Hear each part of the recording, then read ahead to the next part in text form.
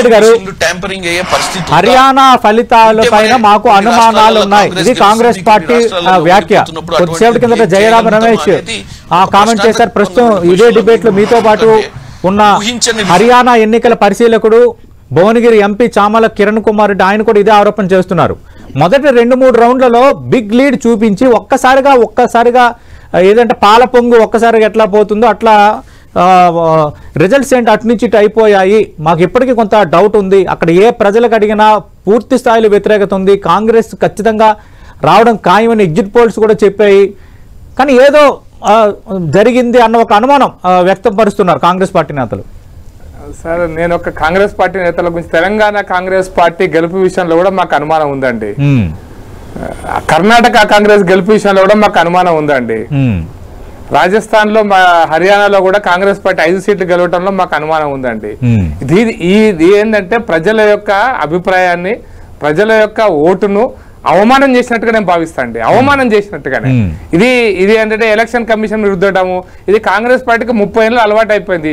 ఈవీఎంలు తప్పు అంటే, మీరు గెలిస్తే ఈవీఎంలు కరెక్ట్, మీరు ఓడిపోతే ఈవీఎంలు తప్పు. ఈ భావజాలంతో మాట్లాడడం అనేటువంటిది కాంగ్రెస్ పార్టీ రాజ్యాంగాన్ని పుస్తకం చూపెట్టడం కాదు, రాజ్యాంగాన్ని గౌరవించేటువంటి పద్ధతి ఇది కాదు అని మాత్రం చెప్పదలుచుకున్నా. 1. నెంబర్ 2, విశ్లేషణ చేస్తున్నప్పుడు చాలా మంది ఏంటంటే, మీకు ఇంట్రెస్టింగ్ ఒకసారి గుర్తు చేస్తాను విజయ్ సతీష్ గారు.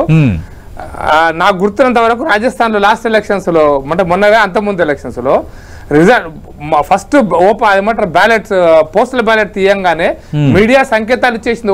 విపరీతంగా బీజేపీకి వచ్చేస్తున్నాయి 100, 110, 120 అని. చూస్తుండిపోతే ఇది 60కి పడిపోయింది. గుజరాత్ లో కూడా ఒకసారి ఒక స్టేజ్ లో 80 మోడీ గారు ముఖ్యమంత్రిగా ఉన్నప్పుడే 130 దాకా పోయి 99 దాకా వచ్చింది. ఇంకోసారి 70కి పడిపోయింది. కాంగ్రెస్ పార్టీ మోడీ గారు ముఖ్యమంత్రిగా ఉన్నటువంటి రాష్ట్రంలో మోడీ గారు ముఖ్యమంత్రిగా ఉన్నప్పుడే బీజేపీ ఓడిపోతుంది, కాంగ్రెస్ గెలుస్తుంది అనేటువంటి సిచ్యువేషన్ వచ్చింది. ఎప్పుడు? మన్మోహన్ సింగ్ గారు ప్రధానమంత్రిగా ఉన్నప్పుడు. మా అప్పుడు కాదు. మాకు కాంగ్రెస్ కి 87, మాకు 75 చూపించారు. 87 కాంగ్రెస్ కు, 75 మాకు. ఆ రోజు స్లోగా మేము 99 దాకా పోయినాం, కాంగ్రెస్ 77కి వచ్చేసింది.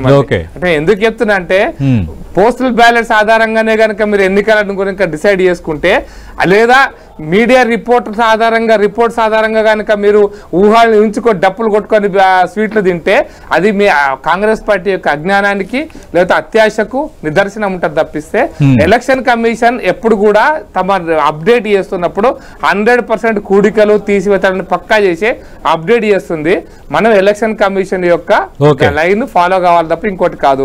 అయితే మీరు ఊహించుకొని ఎగ్జిట్ పోల్స్ అన్ని అంటే, నేను ఒక చిన్న విషయం చెప్తాను. నేను మొన్న అసెంబ్లీ ఎలక్షన్, పార్లమెంట్ ఎలక్షన్ కంటే ముందు జరిగిన అసెంబ్లీ ఎలక్షన్స్ లో మధ్యప్రదేశ్, ఛత్తీస్గఢ్, రాజస్థాన్, తెలంగాణ ఈ 4 రాష్ట్రాలలో ఏ రాష్ట్రంలోనైనా బీజేపీ గెలుస్తుందని ఎగ్జిట్ పోల్స్ చెప్పినాయా? ఏ ఎగ్జిట్ పోల్ అయినా చెప్పిందా? ఏ ఎగ్జిట్ పోల్ అయినా, ఒక్కటి కాదు, ఏ ఎగ్జిట్ పోల్ అయినా చెప్పిందా? మరి మా ఛత్తీస్గఢ్ లో బీజేపీ గెలిచే, మధ్యప్రదేశ్ లో బీజేపీ 2/3 మెజార్టీతో గెలిచే, రాజస్థాన్ లో మొదటిసారి ఇంత మెజార్టీతో గెలిచే, మరి అప్పుడు ఎవరు తప్పు అంటారు? అందుకోసమనే ఇప్పుడు అంతకుముందు ఛత్తీస్గఢ్ లో బీజేపీ గెలిచింది, కాంగ్రెస్ గెలిచింది, అది ఎవరు తప్పంటారు? కాబట్టి ఈవీఎంలను లేదా బీజేపీను లేదా అధికార దుర్వినియోగం చెప్పి నిందించడం కరెక్ట్ కాదు. ప్రజల అభిప్రాయాన్ని గౌరవించండి, ప్రజలు ఓటేసిన తీరును గౌరవించండి, మిమ్మల్ని మీ విధానాలను తిరస్కరించిన తీరు నుంచి బయటికి రండి. ఓట్లు చీలితే మేము గెలుస్తాం అనుకుంటే హిందూ ఓట్లను మీరు గెలగొడుతున్నారు అంటారు. ఇది అంటే విశ్లేషణలలో మనం కూడా కొంత స్థాయి తగ్గించుకోవద్దని మాత్రం చెప్పదలుచుకున్నాను. రెడ్డి గారు, కాంగ్రెస్ స్పందన, అలాగే జమ్మూ కాశ్మీర్ ఫలితం అనేది కూడా భారతీయ జనతా పార్టీ ఖచ్చితంగా ఆలోచించాల్సిన రిజల్ట్ అంటున్నారు తెలకపల్లి రవి గారు. 2 కామెంట్స్ మీ స్పందన ఏంటి? సార్, ముందు జమ్మూ కాశ్మీర్ రిజల్ట్స్ భారతీయ జనతా పార్టీగా మేము ఎక్స్పెక్ట్ చేసింది ది హైయెస్ట్ నెంబర్ 33. అంటే అన్ని మంచిగా జరిగితే 33 వస్తాయి. ఎందుకంటే మనందరికీ తెలుసు, శ్రీనగర్ వ్యాలీ కాశ్మీర్ వ్యాలీ ఉందో, కాశ్మీర్ వ్యాలీలో మీకు తెలంగాణ కాదు, ఆంధ్రప్రదేశ్ కాదు, భారతదేశం మొత్తం రాజకీయాలు చేయండి సతీష్ గారు. ఒక మతం వాళ్ళు, నేను తప్ప ఒప్ప, దాని వల్ల మేము ఒప్పించడంలో విఫలమైనమా, మేము మెప్పించడంలో విఫలమైనమా, అది వేరే చర్చ. కానీ ఈ రోజు ఒక మతం వారికి మీకు 1000 కోట్లు మీ ఒక్కరి కుటుంబానికి ఇస్తామన్నా కూడా ఆ కుటుంబం బీజేపీకి వేసే పరిస్థితి లేదు. ఉత్తరప్రదేశ్ లో కనపడింది. ఒక గ్రామంలో 500 ఇండ్లకు ఆ 500 ఇండ్లు బీజేపీ ప్రభుత్వం అక్కడున్న ఒక వర్గానికి ఇస్తే అక్కడ ఒక్క ఓటు బీజేపీకి పడలే. అదే 500 ఓటు ఇచ్చినాం కదా, ఒక్క ఓటు ఎందుకు పడలేదు అంటే ఆ వర్గానికి ప్రాధాన్యత, వాళ్ళ మతమే ప్రాధాన్యత అయిపోయింది. కాబట్టి శ్రీనగర్ వ్యాలీలో ఈరోజు బీజేపీ ఏం చేసినా ఒక్క సీటు కూడా మీకు ఒకటి సీటు గెలుస్తుంది అని ఆశ ఉండే, అది కూడా నిరాశగా కనిపిస్తుంది. ఒక్క సీటు కూడా నాకు తెలిసి డిపాజిట్ రాదు కూడా, అక్కడ ఒక సీటుకి వస్తే డిపాజిట్ వస్తుంది. కాబట్టి శ్రీనగర్ వ్యాలీలో మా పరిస్థితి ఇట్లా ఉంది. 45 సీట్లు ఉన్నాయి ఆడ. మేము 50% మేము గెలవనప్పుడు ఇక మేము మిగతా సీట్లలో గెలుస్తామా ఓడిపోతామా ఆయనకి మిగతా 40 సీట్ల 30 సీట్లలో మళ్ళీ మేము జమ్మూ ఏరియాలో కూడా ఒక ఆ వర్గం మెజారిటీ ఉంది. ప్లస్ కాంగ్రెస్ ఆర్టికల్ 370 రద్దు, అలాగే రాష్ట్రానికి సంబంధించిన స్వయం ప్రతిపత్తి రద్దు, ఇవి ఇంపాక్ట్ చూపలేదని ఎలా అనుకుంటాం ఈ రిజల్ట్స్ బట్టి? ఎప్పుడు కూడా మనం ప్రజా అభిప్రాయం అనేది ఎన్నికల ఫలితాలతోనే మనం పోల్చుతాం కదా. నిన్న ఒకటి విషయం సార్, 370 ఆర్టికల్ అనేటువంటిది భారత రాజ్యాంగంలోనిది కానీ జమ్మూ కాశ్మీర్ అసెంబ్లీకి సంబంధించిన అంశం కాదు సార్. అది భారతదేశ సార్వభౌమాధికారానికి, భారతదేశ సమగ్రతకి, భారతదేశ చట్టాలకు సంబంధించిన అంశము. కాబట్టి జమ్మూ ప్రజలు నిర్ణయించారు అంటే భారత 370 ఆర్టికల్ రద్దు చేయాలండి. భారత పార్లమెంట్ తీసుకున్న నిర్ణయం. కాబట్టి భారత ప్రజలందరూ కూడా 370 ఆర్టికల్ గురించి ఎట్లా మాట్లాడారు? మేము 1951 జనసంఘ్ పార్టీ నుంచి ఇప్పటిదాకా 370 ఆర్టికల్ రద్దు చేస్తామని చెప్పినాము. అధికారం వచ్చినప్పుడు రద్దు చేయాల్సిందే, చేసినాము. అది తప్పెట్లా అవుతుంది? భారత రాజ్యాంగానికి సంబంధించిన అంశం నెంబర్ 1. నెంబర్ 2, ఏ రాష్ట్రంలో కూడా స్వయం అంటే వాళ్ళ ప్రజల యొక్క మనోభావాలను మనం చెప్పలేం. తెలంగాణ రాష్ట్రం ఇచ్చింది కాంగ్రెస్ పార్టీ, మరి గెలవలేగా తెలంగాణ రాష్ట్రంలో? మరి ఎందుకు ఇచ్చిండ్రు అంటే అది గెలవని పార్టీకి ఎందుకు ఇచ్చిండ్రు అంటే 22 సీట్లు గెలవలే. టీఆర్ఎస్ పార్టీ కొట్లాడింది కానీ కాంగ్రెస్ పార్టీ ఇచ్చిందని చెప్పుకున్నాం కదా, గెలవలే కదా. అందుకోసమనే ఆ అంశాలు వేరు. మేము 370 అధికరణాన్ని అది కశ్మీర్ ప్రజల యొక్క అభిప్రాయానికి ముడిపెట్టొద్దండి. అది భారతదేశం యొక్క సమగ్రత, దేశం యొక్క అంతర్గత వ్యవహారం, దేశం యొక్క అంతర్జాతీయ వ్యవహారం కాబట్టి దాన్ని ఆ విధంగానే ట్రీట్ చేయాలి. నెంబర్ 2 నేను అందుకోసం చెప్తాను, మత ప్రాతిపదికన ఒక వర్గం ఓటేస్తున్నప్పుడు వచ్చే సమస్యలలో మేము ఒకటి మాత్రం ఖచ్చితం, మేము యాజ్ ఎ భారతీయ జనతా పార్టీగా కేంద్రంలో అధికారంలో ఉన్న పార్టీగా ప్రజాస్వామ్యం కశ్మీర్ లో నిలబడింది. ప్రజలు ఓటేశారు, 60% పైన ప్రజలు ఓటేశారు. బాంబులు పేలలేదు. లాల్ చౌక్ దగ్గర తిరంగ పతాక ఎగురుతుంది.